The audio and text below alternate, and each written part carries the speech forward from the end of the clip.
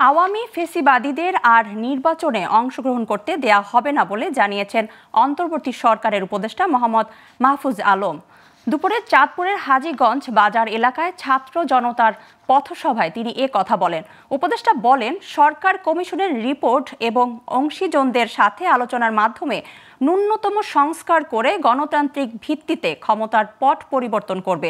তিনি আরও বলেন, বিএনপি জামাত সহ অন্য রাজনৈতিক দল যারা বাংলাদেশপন্থী আছেন তারাই নির্বাচনে থাকবেন।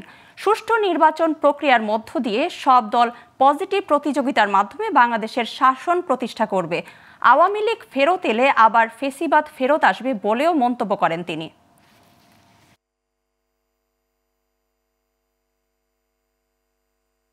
খুব শীঘ্রই রাজনৈতিক দলগুলোর সাথে সকল অংশীদারদের সাথে আলোচনার ভিত্তিতে ন্যূনতম সংস্কার করে গণতান্ত্রিকভাবে ক্ষমতার পট পরিবর্তনের নির্বাচন ব্যবস্থা করা হবে।